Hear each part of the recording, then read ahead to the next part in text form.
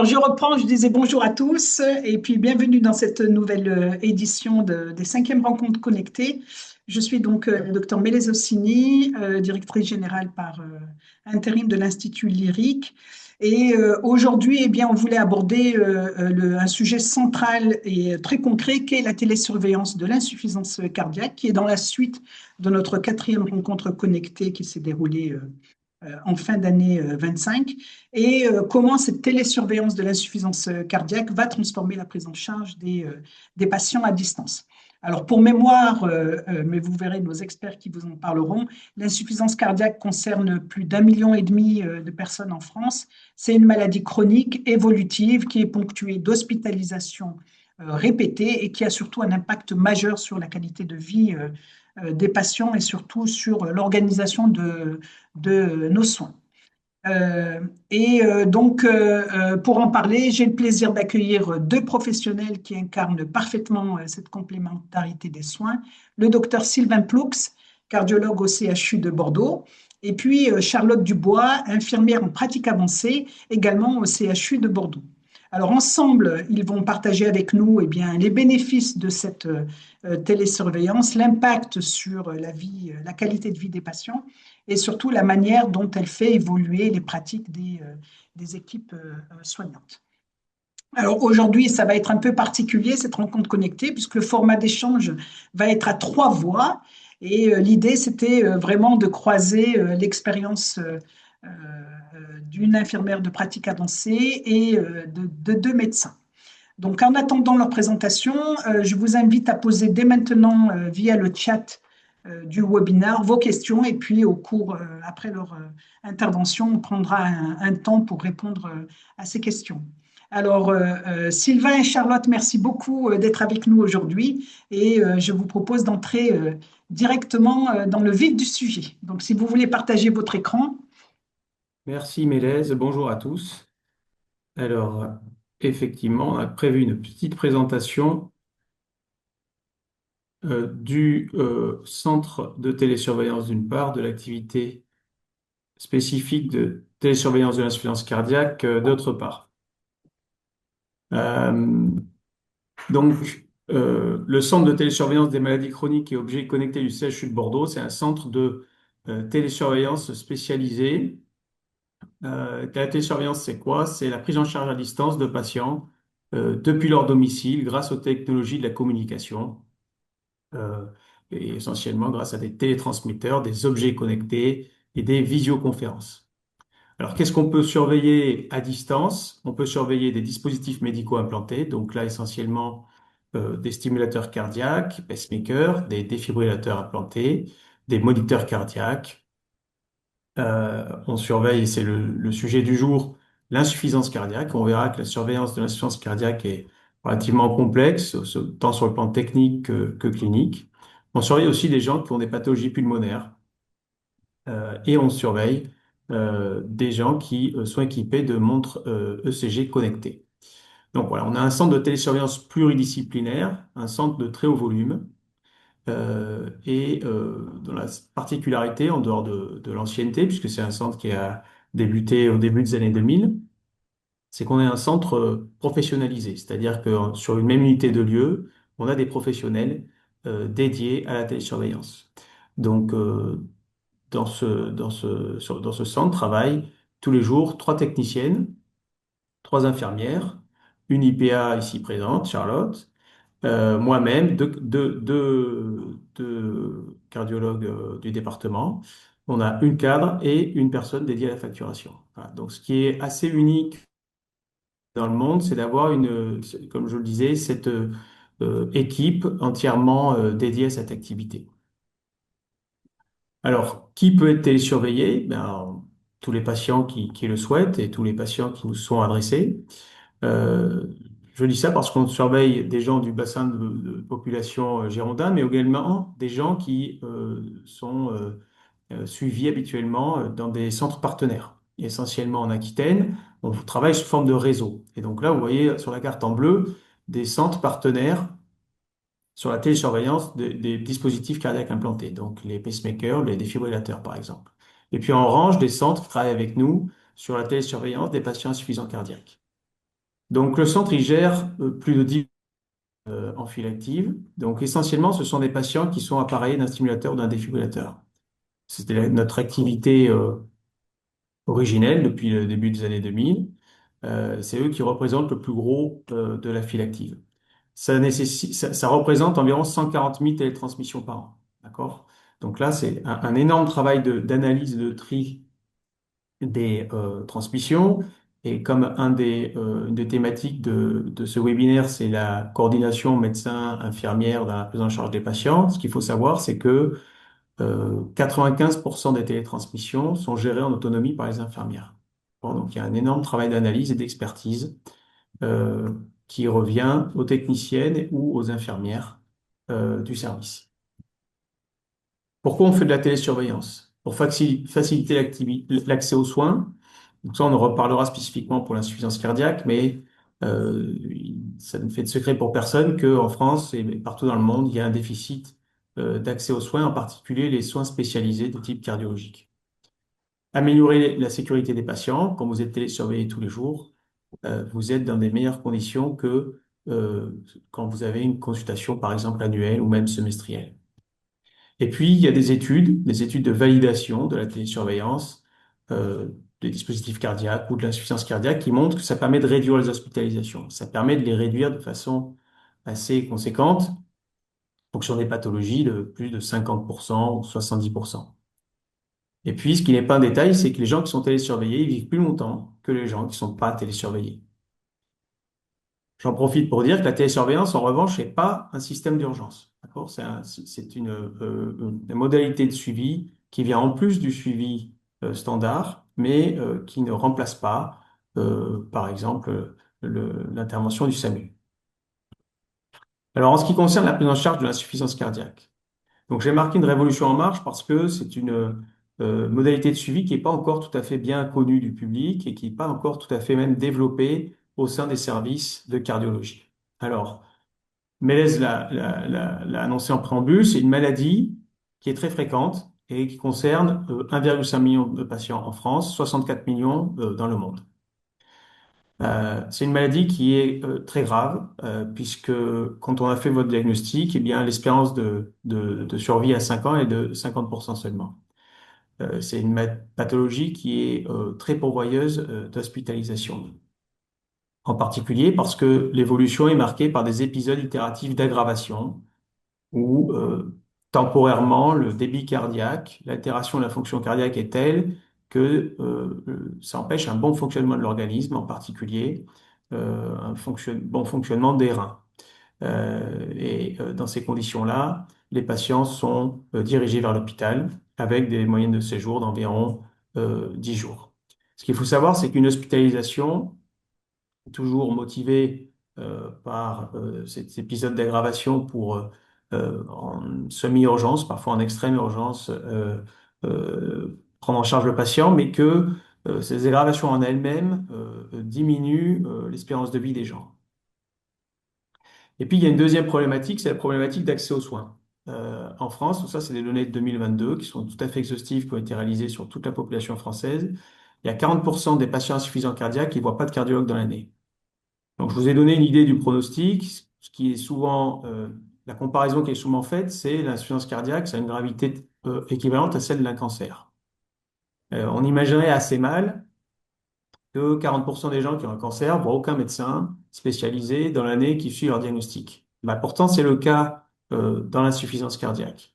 Une autre statistique qui va vous donner une idée du problème, c'est que sur la même étude, les auteurs ont comparé la mortalité des gens qui ne voient pas de cardiologue et puis ceux qui en voient jusqu'à 4 fois dans l'année un cardiologue. Ben, ceux qui voient 4 fois dans l'année un cardiologue, ils vivent 2 fois plus longtemps que ceux qui ne voient pas de cardiologue. 50% des patients en France sont pas aux objectifs de traitement recommandés. Et ça, c'est un très gros problème parce que, en dépit du mauvais pronostic que j'ai annoncé, il y a des traitements pharmacologiques qui sont très efficaces. Ces traitements, il faut les mettre en place progressivement. On ne peut pas les instaurer de façon brutale ou d'emblée chez un patient. Donc, il y a une période d'optimisation qu'on appelle titration à réaliser. et qui n'est pas faite finalement de façon optimale, et ce qui bien, si bien que 50% des gens ne sont pas objectifs de traitement. Alors là, je vais laisser la parole à Charlotte qui va vous présenter un peu le concept de la télésurveillance. Donc nous, quand on propose la télésurveillance des patients insuffisants cardiaques, c'est à la demande des médecins. Et avant même de débuter, on prend un vrai temps pour rencontrer le patient et lui expliquer le fonctionnement et les bénéfices attendus de cette télésurveillance. Donc on remet dans un premier temps au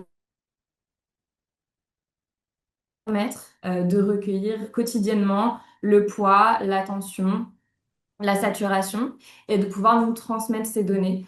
Donc, on insiste vraiment sur le fait que le patient, il est proactif dans son suivi et dans sa prise en charge. Et on crée un lien de confiance avant même de commencer le suivi avec cette présentation.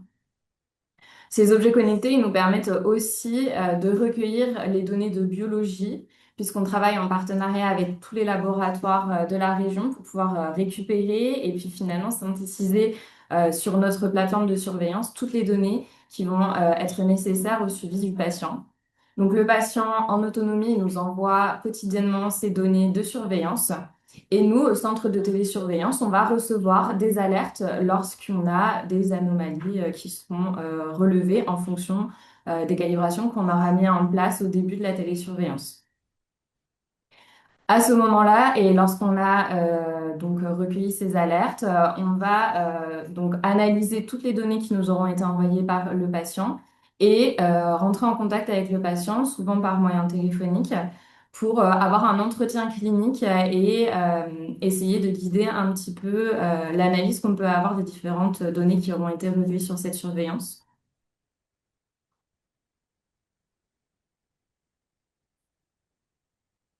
Ensuite, donc une fois qu'on a eu un entretien avec le patient, quotidiennement, on fait des points avec le cardiologue du service, donc le docteur Ploux, pour mettre en place soit une action directe pour éviter les décompensations cardiaques si on a un patient qui est susceptible d'avoir des premiers signes et symptômes de décompensation cardiaque. Ça peut être l'envoi de prise de sang ou alors l'adaptation du traitement toujours en coopération avec les infirmiers à domicile, les médecins traitants et les cardiologues de ville. Et ça nous permet de poursuivre et donc de recontrôler ces alertes qui auront été reçues par les données.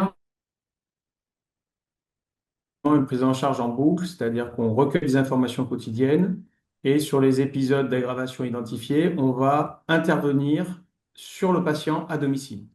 Donc là, c'est une différence fondamentale avec la prise en charge classique, qui consiste à avoir avoir le patient de façon épisodique, et quand il va mal, de l'envoyer à l'hôpital. Là, on détecte très précocement un épisode d'aggravation, et on va intervenir chez lui, comme disait Charlotte, en lui envoyant des prises de sang à faire, modifiant son traitement, et en vérifiant, grâce à la télésurveillance, qu'on a une action euh, favorable sur son évolution cardiaque.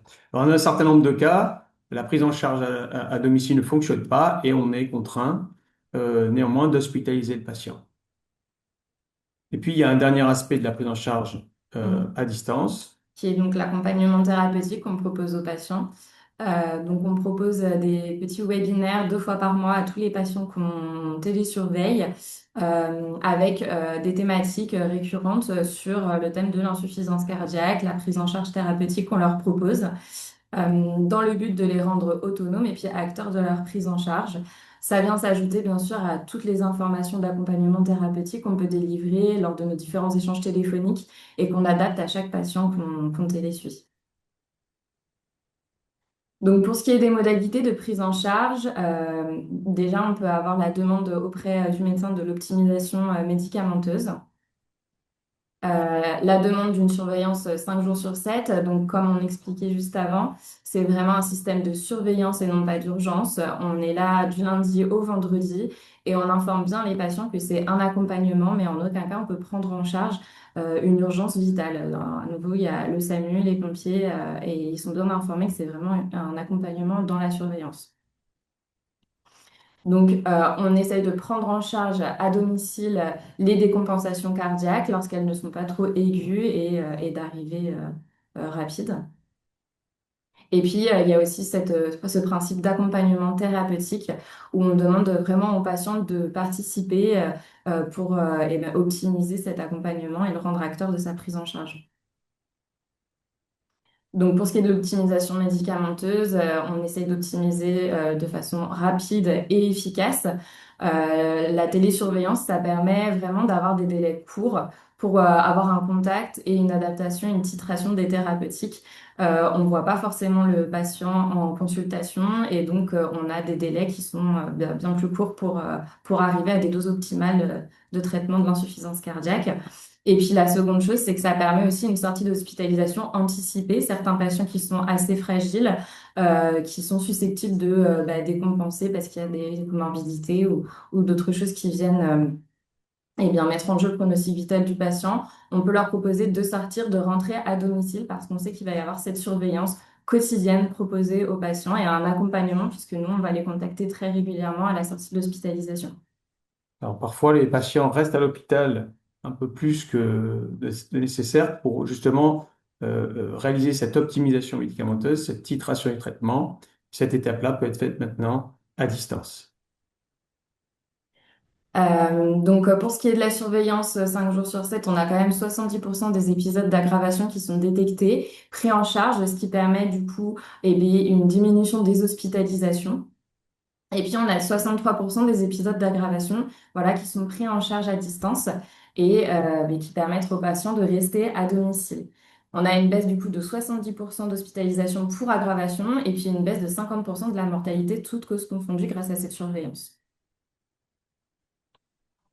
Donc, au niveau de notre centre, donc, l'originalité, c'est qu'on a développé notre propre plateforme de télésurveillance, ça s'appelle Carline Solutions. C'est une plateforme qui recueille les données des objets connectés, comme disait Charlotte, de la biologie, qui recueille aussi les données des pacemakers, des défibrillateurs. Donc, toutes les informations relatives aux patients au format numérique ben, se retrouvent sur un même dossier médical, si vous voulez. Donc, on a une file active d'environ 300 patients. Pour vous donner une idée, ça représente presque 18 000 alertes dans l'année et 2800 contacts patients. Donc là, vous voyez, il y a un gros travail d'évaluation à distance du patient par téléphone qui est réalisé en général par l'infirmière. Vous voyez aussi, à la lumière de ces données, que un patient qui est télésurveillé, c'est pas un patient qui est moins, qui est mis à distance du système de soins. À contrario, il est, en contact direct avec des professionnels de santé, que ce soit pour l'accompagnement thérapeutique, que pour sa titration médicamenteuse, quand il va moins bien, etc. Et puis, l'activité de visioconférence, d'accompagnement thérapeutique qu'on avait développée pendant le premier confinement, eh bien, représente 21 visioconférences. Sur chaque visioconférence, il y a 3 thématiques d'aborder. Et c'est 630 connexions par an. Voilà. Alors, les perspectives d'avenir, c'est généraliser le télésuivi sur le territoire. Donc ça, c'est notre volonté, mais c'est aussi la volonté de l'assurance maladie. Généraliser le télésuivi, ça va vouloir dire qu'il va falloir éduquer les médecins, les cardiologues et aussi faire connaître cette activité. C'est ce qu'on est en train de faire auprès de vous. Ça voudra dire aussi que le gouvernement aura de son côté pérennisé le système de remboursement qui est à l'œuvre depuis 1 an et demi maintenant. Ça voudra dire qu'il va falloir former des professionnels de santé, donc des infirmières, des IPA, des infirmières spécialisées en insuffisance cardiaque. C'est quelque chose qui existe désormais. Et puis, on va, de notre côté, et c'est un travail mené avec le Lyric, développer des algorithmes d'intelligence artificielle qui vont nous aider à faire du tri, parce que je vous ai dit tout à l'heure que 95% de l'information et devait être triée par des infirmières ou des techniciens, mais cette information, si elle est triée, si elle est mise de côté, c'est qu'elle n'était pas forcément pertinente. Et donc, peut-être que l'intelligence artificielle, et c'est même sûr, puisqu'on a déjà des premiers résultats, pourra nous aider à faire du tri, ce qui nous permettra de proposer la télésurveillance à plus de patients. Voilà, Mélèze, pour ce qui est de la présentation globale de notre activité. Eh ben, très bien. Merci beaucoup, Sylvain et Charlotte, pour cette présentation qui était très claire. Et je dirais, avant de rentrer dans les questions qu'on a dans le chat et celles que je voulais personnellement vous poser, on a On a l'impression quand même qu'effectivement, il y a une plateforme connectée, un accès à des données grâce à des outils. Mais en réalité, ce qui transpire un petit peu de votre présentation, c'est que on change vraiment de modèle concernant la prise en charge des insuffisants cardiaques. On passe d'un modèle, on va dire, où l'hôpital est en réaction à une insuffisance cardiaque, à une décompensation, et on passe à un modèle où on est plus anticipatif. On détecte un petit peu les signaux faibles des personnes qui vont commencer à s'aggraver à domicile, on anticipe un peu plus, on coordonne mieux les soins et on évite le passage de ces gens aux urgences, parce que ça arrive essentiellement aux urgences et pas vraiment dans les services d'hospitalisation, ce qui pose également un encombrement des services d'urgence. Donc, c'est ça qui m'a surtout frappé dans votre présentation. Et je dirais, j'ai une question pour toi, Sylvain. Donc, effectivement, on a parlé du télésuivi de l'insuffisance cardiaque avec une file active de pas loin de 300 patients. Est-ce que tu peux finalement nous parler également du télésuivi de l'ensemble des patients qui ne sont pas insuffisants cardiaques, mais en tout cas la file active qui existe sur le CHU de Bordeaux et qui est déployé sur les territoires, mais au-delà également? Et qu'est-ce que ça dit, puisqu'on a 10 000 patients qui sont dans cette file active, mais pas d'insuffisance cardiaque, mais patients en général. Et je dirais, si on transpose ça à l'insuffisance cardiaque, qu'est-ce que ça dit finalement de la prise en charge de ces gens? Est-ce que ça veut dire qu'on est assez mature pour développer cette solution sur l'ensemble du territoire? Qu'est-ce qu'on a appris finalement de ces 10 000 patients que l'on suit? Alors, ce qu'on a appris, c'est que effectivement, la télésurveillance, elle a commencé en cardiologie, qui est d'ailleurs une discipline assez avancée dans le domaine, avec la surveillance des pacemakers et des défibrillateurs. Elle a commencé en 2001, d'ailleurs à Bordeaux, sous la houlette du professeur Clémenti. Et au début, les gens ont vu la télésurveillance comme une sorte de gadget euh, et regardaient un petit peu en souriant sur les potentiels bénéfices que ça pouvait générer. Et finalement, année après année, étude après étude, mais ça a pris du temps, ça a pris 20 ans, euh, c'est devenu finalement la télésurveillance, on appelle ça le gold standard, c'est-à-dire c'est la modalité de suivi de référence. Bon. Et pourquoi? Parce que les patients sont plus en sécurité, ils sont moins hospitalisés et ils vivent plus longtemps quand ils sont télésurveillés. C'est vrai que il y a quelques jours, là, j'étais dans ma voiture et j'ai eu une alerte de dégonflé. Voilà. Donc je me suis arrêté dans une station et j'ai constaté que j'avais un pneu qui était dégonflé. Et la télésurveillance, c'est un petit peu la même chose, c'est-à-dire que c'est mieux d'être alerté quand commence à avoir un pneu dégonflé plutôt que d'avoir un accident parce que le pneu a éclaté. Mais si je vais chez mon garagiste une fois tous les ans, ou en ce qui me concerne, une fois tous les 2 ans, parce que je ne suis pas très pointilleux sur le sujet, eh ben, forcément que ça va se déclarer par un pneu éclaté plutôt que par le regonflage du pneu. Voilà. Donc la télésurveillance, c'est un peu la même chose. Si vous voulez, quand vous avez un problème sur votre pacemaker, quand vous avez un problème d'aggravation de votre insuffisance cardiaque, ben, c'est mieux quand Charlotte vous appelle le lendemain plutôt que finalement vous vous retrouvez dans une situation de détresse et d'accident et que, comme tu le disais, Mélèze, vous arrivez aux urgences. Donc, la télésurveillance des pacemakers, c'est devenu la référence. Voilà. Sur l'insuffisance cardiaque, c'est une activité qui est un peu naissante finalement, et j'ai la conviction que dans 10 ans, peut-être moins, peut-être un peu plus, ce sera la modalité de référence de suivi de cette pathologie. Pas que de celle-ci d'ailleurs, hein, des pathologies chroniques en général. Sur le diabète, ça marche bien aussi. Euh, et alors, la file de 10 000 patients, comment elle est arrivée? C'est-à-dire, elle est arrivée par la conviction du centre de télésurveillance du CHU de Bordeaux que c'était bénéfique et qu'il fallait aller là-dedans. Et puis, l'ARS, en 2012, nous a donné l'opportunité de créer un centre régional. Parce qu'ils nous ont dit, ce que vous faites, c'est super. Par contre, partout ailleurs en Aquitaine, les gens n'ont pas la ressource humaine, l'expertise pour assurer cette télésurveillance. Donc, est-ce que vous êtes OK pour créer des conventions de partenariat avec les centres hospitaliers périphériques, des cliniques également? Et donc, c'est ce qui se passe, c'est-à-dire que les cardiologues partenaires identifient les patients, leur proposent la télésurveillance, et nous, on assure, on va dire, ce tri des alertes, on fait des recommandations de suivi, et on renvoie les alertes les plus pertinentes avec voilà, c'est ça, des recommandations de prise en charge à nos confrères. C'est quelque chose qui marche très bien, qui a permis justement de faire augmenter cette file active au bénéfice des gens qui n'habitent pas forcément à côté du CHU de Bordeaux. Et donc, du coup, l'autre question qui me vient là, c'est effectivement des gens qui sont connectés, qui peuvent avoir de l'insuffisance cardiaque, qui peuvent connaître des patients dans leur entourage qui souffrent d'insuffisance cardiaque. Quel est le bon moyen pour eux de rentrer en contact avec la plateforme du CHU de Bordeaux pour pouvoir être télésuivis, puisque quand on voit quand même qu'il y a une diminution du taux des hospitalisations, une diminution de la mortalité, ce qui est quand même énorme. Donc, quel est le modus operandi pour les gens qui nous écoutent? Bon, alors, en fonction de là où ils habitent, nous, on travaille déjà avec des cardiologues partenaires, donc des centres avec lesquels on a contractualisé et qui nous confient l'intégralité de leurs patients. Pour des cardiologues de ville, plus sporadiquement, ils peuvent également nous confier leurs patients. Et il y a certains cardiologues qui ont eux-mêmes une activité de télésurveillance. Bon, c'est en général un peu moins organisé parce que ils ne sont pas forcément accompagnés par des professionnels de type IPA ou infirmières. Donc, la première chose que je pourrais conseiller, c'est de dire, est-ce que je pourrais bénéficier d'une télésurveillance auprès du cardiologue traitant et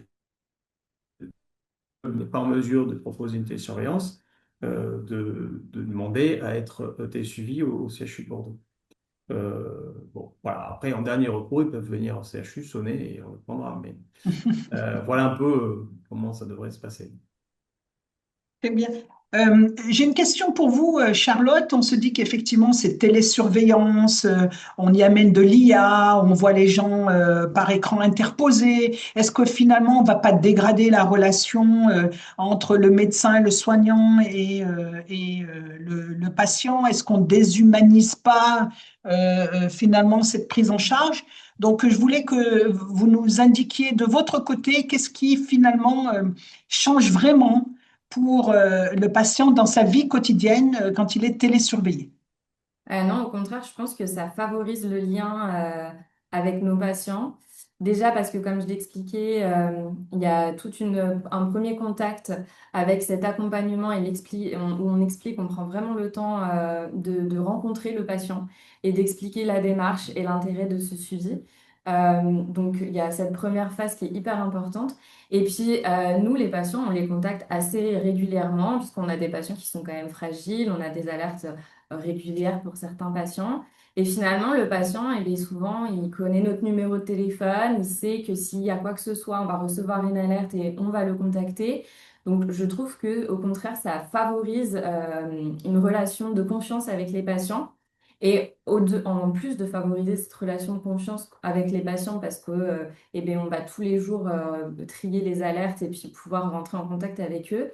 Je trouve que ça favorise aussi le lien ville-hôpital parce qu'on a une vraie coordination du parcours de soins.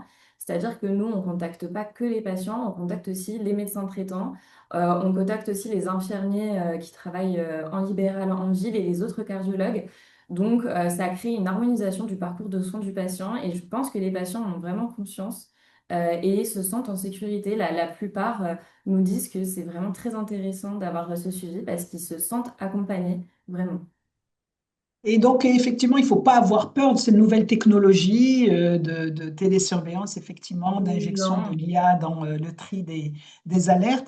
Et comment, finalement, on a une population qui est aussi assez âgée, qui souffre d'insuffisance cardiaque. Comment ces personnes-là, finalement, adoptent ces outils extrêmement modernes pour surveiller leur maladie? Est-ce qu'il y a des réticences? Est-ce qu'il y a un accompagnement plus prolongé? Bah, il y a plusieurs possibilités. Déjà, il y a certaines personnes qui sont assez connectées malgré leur âge. Donc, on peut être étonné, mais les personnes sont plutôt finalement assez connectées et comprennent rapidement l'utilisation. Il faut savoir qu'en plus, le matériel qu'on leur prête, il est vraiment intuitif. Il a vraiment été créé pour s'utiliser très facilement. Donc, de toute façon, nous, quand on les inclut, on fait une première utilisation complète avec les patients, on les accompagne. Et puis, pour certains patients, il y a les aidants aussi avec qui on est en contact. Ça peut être un voisin, les enfants, les petits-enfants qui peuvent les aider. Et puis, il y a aussi le lien, voilà, avec les infirmiers de ville qui peuvent aussi les aider à nous transmettre les informations quand ils ont déjà un accompagnement qui est mis en place. Les infirmiers à domicile, ils ont un rôle très important, et les aidants aussi, euh, quand on entreprend de faire une prise en charge d'une éventuelle décompensation ou des modifications de traitement. Parce que quand un patient est en train de s'aggraver, on va modifier son traitement à domicile, mais on va le modifier sur une période, on va dire, de 10 jours, tous les 2 ou 3 jours. Donc, ce sont des modifications d'ordonnance qui sont un peu difficiles à suivre. Et là, pour le coup, ces aidants, et en particulier les infirmières à domicile, sont particulièrement ont un rôle crucial, quoi. Et merci pour ces réponses. Et en lien avec une question qui est dans le chat, effectivement, cette télésurveillance, alors pas de l'insuffisance cardiaque, mais la télésurveillance en général s'étend assez bien sur le territoire et ça fonctionne très bien. Et je dirais, en tant que médecin, Sylvain, et puis s'il y a d'autres médecins qui nous écoutent, qu'est-ce que finalement cette télésurveillance modifie dans sa façon de décider pour un patient, de prioriser ou même de prescrire. Est-ce que c'est plus difficile? Comment on fait en tant que médecin pour justement euh, s'adapter à ces nouvelles pratiques? Je veux dire, pour le médecin en charge du télésuivi, C'est ça. le médecin en charge du télésuivi, bon, déjà, il y a une réponse qu'on peut apporter déjà sur la modification de la pratique. C'est-à-dire que, comme on sait que le télésuivi, il est supérieur au suivi conventionnel, et qu'en particulier pour les pacemakers et défibrillateurs, il y a un certain nombre de consultations, de routines qui étaient prévues, qui sont plus à prévoir. Et donc, dont on peut se dispenser si la personne n'a pas de pathologie associée. Après, par contre, pour la prescription à distance, eh bien, on fait des ordonnances qu'on envoie soit avec l'accord du patient sur son mail, mais alors les gens ne savent pas trop, mais tout le monde, enfin, en France, a un mail sécurisé qui est destiné justement à la communication médicale. C'est un mail de MS Santé qui est délivré par l'assurance maladie. Donc, on peut envoyer les ordonnances de façon sécurisée sur ce mail. Bon, sinon, si le patient n'a pas activé sa messagerie sur son mail personnel, on peut l'envoyer dans les cas où les gens n'ont pas de mail, ça existe de temps en temps, mais directement à la pharmacie, ou on fait des fois dans un cabinet infirmier. Euh, voilà. Euh, Ça, c'est pas un problème. Ce qui est important, comme disait Charlotte, c'est de diffuser la nouvelle ordonnance aux différents intervenants du parcours de soins, notamment les médecins généralistes et les cardiologues traitants. Parce que comme on fait des modifications itératives, pour que les gens soient à la page et que le patient ne se retrouve pas avec 4 ordonnances en même temps, voilà, c'est bien de coordonner ça. Donc là, pour l'instant, on travaille en messagerie sécurisée. Ouais. Et merci beaucoup. Alors, on a une question dans le chat qui dit effectivement, mais tu avais déjà répondu sur la première question, quelles étaient les démarches qu'un patient pouvait faire pour transmettre ses données journalières. Donc, il faut qu'il passe par son médecin essentiellement, en cas d'aggravation par les urgences, et ça revient dans le service. Et surtout, si vous pouviez redétailler un petit peu les outils qui sont fournis finalement à ces patients qui sont télésurveillés pour l'insuffisance cardiaque. Ouais, Est-ce que donc, c'est ouais, facile ouais, d'utilisation? Est-ce qu'il y a un moment où on leur fait une éducation spécifique ouais. là-dessus? Je vais laisser Charlotte répondre, mais en préambule, ce que je vais dire, c'est que nous, sur la plateforme qu'on a développée d'ailleurs avec l'Institut Lyrique et le CHU de Clermont-Ferrand, on l'a développée sur une philosophie de multiparamétrique, c'est-à-dire on veut avoir le plus grand nombre de données possible pour pouvoir faire une analyse la plus précise possible à distance, parce que euh, c'est toujours difficile de faire de l'évaluation à distance. Donc, plus on a de données de meilleure qualité et l'évaluation, meilleure qualité et la prise en charge, ça, les études le montrent très bien. Donc voilà, donc effectivement, le corollaire, c'est que les gens ont plusieurs mesures à faire et doivent manipuler des objets connectés différents. Donc là, je vais laisser Charlotte répondre sur la faisabilité, mais Après, les objets connectés, ils sont assez faciles d'utilisation parce qu'ils s'adressent à une population d'un certain âge, donc la pathologie. En tout cas, quand on les remet, on fait toujours un temps d'accompagnement thérapeutique où on va utiliser chaque objet avec le patient, c'est-à-dire qu'on ne remet pas tout le matériel et on dit au patient de se débrouiller. On l'accompagne vraiment pour un peu démystifier l'utilisation de tous les objets qu'on lui remet. On va avoir d'abord la plateforme sur laquelle les patients vont nous transmettre les informations. Ça va être soit une application qu'on télécharge avec le patient sur son smartphone. Et si le patient n'a pas de smartphone, on leur prête un smartphone avec l'application qui est déjà dessus. Donc ça, c'est la première chose, la plateforme de communication des données. Ensuite, on leur prête une balance connectée. Cette balance, elle est intéressante parce que déjà, le poids est assez exact. Et en plus, le fait qu'elle soit connectée, le patient a simplement à monter dessus, ouvrir l'application et le poids va s'envoyer automatiquement. Donc, c'est aussi pour simplifier l'envoi de données. Et de même pour le tensiomètre, on prête donc un tensiomètre au patient, un tensiomètre qui est connecté. Et à nouveau, ce tensiomètre va être connecté avec l'application. Il suffira au patient donc d'actionner, de mettre en place et puis d'activer le tensiomètre. Et la tension sera ensuite envoyée avec les chiffres exacts sur la plateforme. Donc, c'est vraiment quelque chose qui est pensé pour que le patient ne prenne pas trop de temps à réaliser l'acte d'envoi des données le matin. Et puis surtout, que ce soit quelque chose de facile à faire. La plupart des patients arrivent très bien à manipuler le matériel connecté. Et ces objets, notamment, sont financés quand ils sont mis à disposition. ils sont financés par l'industriel, donc en l'occurrence la société Carline. Ok, très bien. Ouais. Et une toute dernière question, Sylvain, comment tu vois justement, comment on se projette à 5 ans sur la télésurveillance et l'insuffisance cardiaque? Ça ressemblera à quoi dans 5-10 ans, la prise en charge de l'insuffisance cardiaque? Bon, déjà, si tu veux, la première chose, c'est est-ce que le gouvernement va continuer à accompagner les médecins qui font de la télésurveillance? Parce que là, tu sais que on charge de l'argent partout et à mon avis, ce serait une très mauvaise idée d'aller le chercher sur la télésurveillance parce qu'on fait faire des économies énormes. Donc ça, c'est le premier point. Le deuxième point, c'est ben, voilà, faire connaître aux cardiologues, aux patients. Les cardiologues, ils sont tous débordés, ils ont tous une activité ils ont tous des gros horaires et donc quand on leur dit bah, il faudrait que tu démarres la télésurveillance parce que in fine tu auras moins de consultations d'urgence, tu auras moins de patients dans tes lits et tu pourras mieux gérer ton flux de patients, bah, il dit ouais mais c'est une autre activité que tu me demandes de faire en plus. Voilà. Il va falloir que je libère une infirmière, j'ai déjà pas d'infirmière pour faire ma choro, pour faire mes épreuves d'effort, etc. Donc, il y a une réticence à l'adoption de la télésurveillance qu'il va falloir vaincre petit à petit, et c'est pour ça qu'on fait du travail en réseau. C'est-à-dire qu'on travaille avec des gens qui disent, bah, moi, j'ai pas envie de m'y mettre à fond, j'ai pas l'infirmière, etc. Donc, j'ai les patients, je te les confie, vas-y, fais la télésurveillance, s'il y a un problème, c'est moi qui m'en occuperai.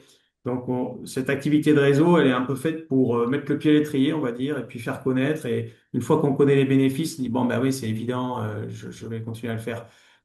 Donc, à 5-10 ans, bon voilà, il y a ce travail d'éducation à faire. Et puis pour l'intelligence artificielle, justement, pour dire, bah, si on a des robots qui peuvent enlever le bruit, entre guillemets, dans toute la data qui est transmise, ben, on aura un boulot plus intéressant d'une part et on pourra suivre plus de patients de façon plus pertinente. Voilà.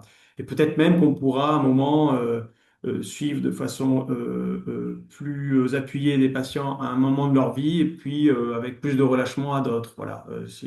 Pour l'instant, on n'en est pas là, on fait de la télétransmission quotidienne, mais voilà. Est-ce que tu vois finalement une approche beaucoup plus intégrée de ces pathologies, de ces patients qui ont des multipathologies au-delà de l'insuffisance cardiaque, c'est-à-dire que c'est des gens souvent qui sont diabétiques, qui ont de l'hypertension artérielle, qui ont des problèmes respiratoires. Est-ce que tu vois finalement la prise en charge de cette insuffisance cardiaque par télésurveillance plus intégrée pour prendre en charge ce qu'on appelle les comorbidités, c'est-à-dire les affections qui sont liées aussi à cette insuffisance cardiaque? Ouais, tout à fait. Alors, tu as tout à fait raison. En fait, cette plateforme qu'on a conçue, c'est comme ça qu'on l'avait imaginé au départ, c'est-à-dire capable de récupérer des données pour faire la surveillance de plusieurs pathologies en même temps. Donc pour l'instant, elle récupère les données de l'insuffisance cardiaque, des prothèses cardiaques. On peut aussi surveiller des patients insuffisants respiratoires avec. Mais comme tu disais, les patients qui ont des maladies chroniques, en général, ils n'en ont pas qu'une parce qu'ils ont des facteurs de risque communs, on va dire, hein. Parce que c'est vrai qu'un cas qui a beaucoup fumé, par exemple, il va plus avoir une maladie pulmonaire, mais il va aussi avoir une maladie coronarienne, une insuffisance cardiaque, etc. Bon, je rentre pas dans les détails, mais et un des inconvénients du système de santé qui va pas aller en s'arrangeant, c'est qu'on prend un peu les pathologies en charge en silo, quoi. C'est-à-dire que le cardiologue s'occupe des aspects cardiologiques et parfois même que des troubles du rythme cardiaque. Euh, Finalement, il sait même pas s'occuper d'un diabète. Et puis, des fois même, il sait pas que le patient est suivi pour sa bronchite chronique. Donc, nous, dans le centre de télésurveillance, on suit plusieurs pathologies. On travaille par exemple avec les pneumologues. On a créé une branche de télésurveillance bien définie avec des kinés, des pneumologues qui sont très intéressés au projet. On s'aperçoit qu'on a des patients communs. Et donc, du coup, on est en train de monter une étude justement sur l'intérêt de la télésurveillance mutualisée, on va dire, sur plusieurs pathologies. Voilà. Parce qu'effectivement, là-dessus aussi, c'est un champ d'investigation et de progrès à faire. Ouais. Oui, oui. Compte tenu de l'accès aux soins des patients dans le territoire et dans l'Hexagone, ainsi que, comme tu le disais, la disponibilité des différents médecins, et c'est vrai que cette approche plus intégrée qui prend en charge le patient dans sa globalité est beaucoup plus intéressante et pour le patient qui récupère de la donnée, mais aussi pour la prise en charge des patients. Ben écoutez, on arrive à la fin, on est 43, on arrive à la fin de cette rencontre connectée. Merci beaucoup, Sylvain et Charlotte, pour cet échange très opérationnel et on va dire très éclairant. Moi, ce qui me frappe surtout, c'est que on est capable de montrer comment finalement la science, la recherche, l'innovation puisque c'est typiquement de l'innovation que vous nous avez montré, peut apporter aux patients et vraiment comment cette recherche faite à l'IRIC peut aider la prise en charge des patients. Alors, merci à toutes et à tous pour votre écoute et puis les différentes questions qu'il y a eu dans le chat. Je vous donne rendez-vous très prochainement pour une nouvelle édition où on va continuer à explorer ensemble les différentes innovations qui transforment la prise en charge des maladies cardiovasculaires. Merci pour votre écoute, vos likes, et puis n'hésitez pas à partager le lien que vous aurez bientôt pour accélérer la diffusion des connaissances. Merci à vous tous. Bon après-midi.